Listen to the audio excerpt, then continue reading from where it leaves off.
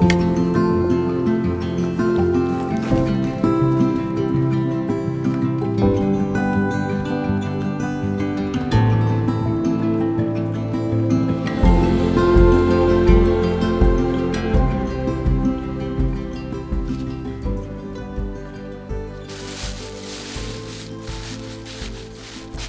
there, my name is Kayleen. Welcome to my urban backyard in Melbourne, Victoria.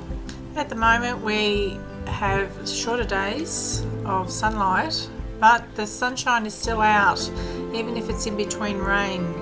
So today I'm adding to the soil that's already existing in the garden. This garden had bought in soil on top of it, so I layered it up like a lasagna layer with different materials, and at the top maybe 12 inches, 10 to 12 inches, we added a vegetable mix to it. To ensure that the microorganisms are doing their thing, I felt it needed a little bit of rock dust, so I'm adding azomite here. My broad beans have had a few issues, so I'm not sure if it's the soil or if it's them. So just to be sure, I'm just putting some goodness in the soil that may not be there. Azomite has about 70 plus minerals that are harder for the plants to access or just not available. So it's a great boost for the garden. I don't add a lot of amendments to the garden, but this is one I have chosen to adopt in mine. In my earlier gardens, I built them up by mulching with pea straw and added chicken manure pellets, and that's all they pretty much got. So as the plants were growing, I used compost that I had made, or sometimes I used my worm castings, but I didn't use much else. I found that the gardens improved over time naturally. I also planted into the mulch in pockets of soil, and then by the time the plants were bigger, that some of that mulch had started to work and the ground had started to improve, and the gardens grew and grew well.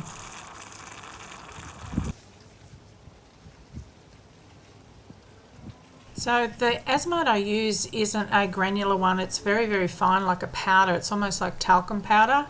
So I make sure I water it in afterwards, otherwise it'll just blow away.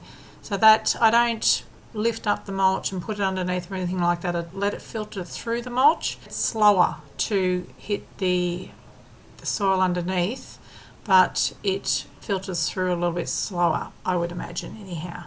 As I'm conscious of water usage, as most of us are now, or have always been, but most of us are now, something I habitually do is put pots or my seedlings on top of the garden just in gaps, and that way when I water them, the extra water just goes through to the bed, and I guess it's a tiny little amount saved, but it's all saved. I always have a random jobs to do around the garden, and things like pulling out and moving around the irrigation. So I'm taking this out of a pot that I was growing beans and my dahlias in, and our dahlias need to come up. So I'm a little bit scared of them rotting in the ground if I leave them over the winter. Being in Melbourne, they may be fine in a pot, but I'm not going to risk it. So I'm going to save what I've got and pull them up and have a look to see if I've got some extras to plant next year. Before I do, I had to pull up this plant that had grown, and I was unsure what it was until somebody said it was a tobacco plant, which is a nasty weed. I made sure I wore gloves for pulling that out. When I read up, it said not to touch it, so I didn't. It did go in the compost because nothing in the garden is wasted. I was very curious how these dahlias would grow, because this pot here was in my, what I call my side studio garden, near my studio, and it got shaded out by an ornamental pear there. I looked for seeds and I was hoping to get some seeds, even though they don't come true to type on dahlias. You can get some interesting dahlias and beautiful dahlias from your seeds, but when I looked, there was nothing in there. They need to be plump and black. But this is what I dug out, and the soil was pretty dry, so it came out really easily. And the other dahlia had grown really well and had given me about a dozen beautiful big blooms. So I was really hoping for a massive amount of tubers under there. So I'm doing a bit of cleanup here before I go to the other one and see what we've got there. I have got stuff all around the yards. I've been very productive, but changing things around a bit, so things got a bit chaotic everywhere. I've also installed a new blind because I had a very disgusting torn blind on my kitchen window forever, and we put a new blind in, but I'm saving that for a project.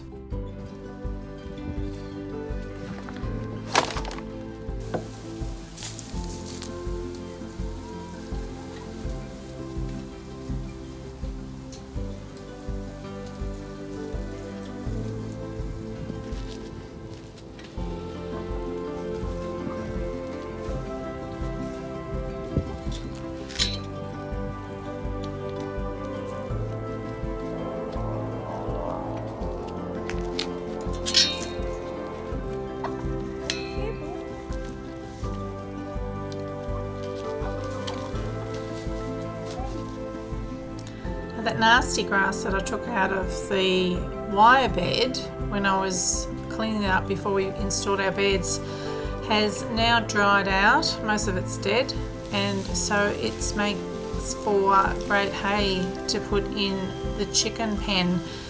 So we have deep litter in the chicken pen part. They have their house and their pen, and then an external pen which you're seeing me rake in here.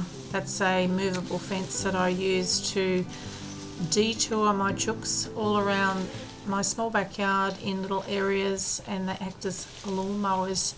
But all these weeds can be used. So I'm raking them up today, and that's my job, to clean them up, pop them into the chicken pen, and that is another job taken care of. But I will admit to you that we did send a few binfuls into the green compost before it dawned on me that it was better used this way. My girls did get into this straight away as soon as I put it there, but later on, to get them back in there, I threw some seeds into the pile so that they would scratch around and start picking up any seeds that may have been in there. So my gorgeous girls can pick out all the seeds that I don't want growing in the compost later, and I throw in these sunflower seeds for them as a little treat. I do give them a little treat each night when I bring them in, and then they know that there's something good coming and they come running for me, which makes it very easy to round them up. Although I do have one that kind of stays behind. I have to coach her in. She's now at the bottom of the pecking order because that's always rotating, so she's a little bit more timid. There's a lot of practical reasons for having chickens, but be honest with you, they have just been so good for my heart, so good for my soul. They're just so funny to watch and so cute. So I've loved having my girls, and I would highly recommend anyone to have a few chickens in their backyard, because they're just really unique little pets. And mine are a bit flighty, and I did buy them in a larger lot, and I didn't really get the opportunity to make them as pets, and they're not a breed that is particularly fond of being a pet, although some people manage. But they still know me. They let me touch them a little, but they're really cute to have.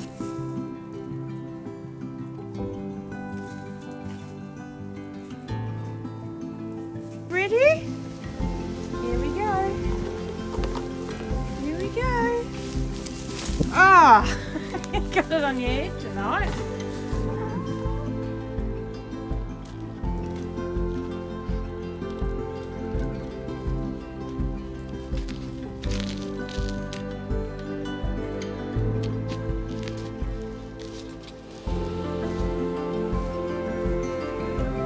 checking the youngest pile, there is still some green bits in there, so I'm going to throw it over the fence and just give it to the chickens in the outside yard for a bit before I rake it into the pen. Not that that matters, but I'm just going to make sure it's got more sunlight. There's a little less sunlight in their pen.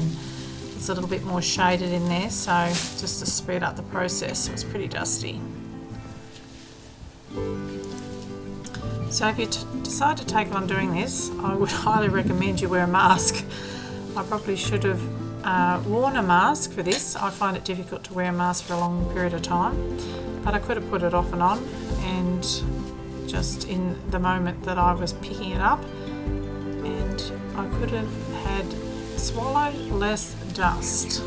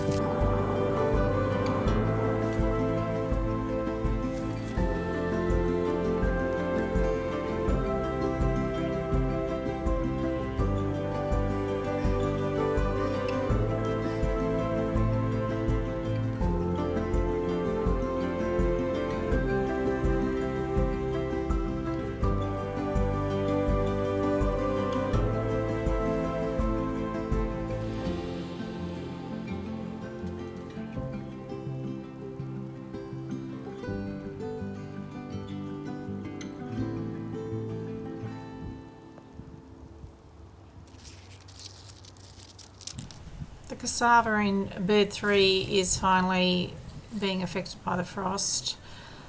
This is going to be an experiment to see if it survives, and my babaco is being affected too, but I've got it covered a little bit. But that's what happens in winter time. I've added some flowers to bed 3 too, some celery and some lobelia flowers, so I'm trying to get some more colour in amongst the vegetables. I have always planted things like zinnias, calendulas and other herbs, but this year I want to add much more colour, so it has more of a cottagey look. I really loved the way bed 2, if you go back to my videos, bed 2 looks really pretty with all the alyssum in, so, or alyssum, I should call it alyssum. So before I finish each night, I have a walk around the garden, check out what's growing, especially my younger plants, keep an eye on them.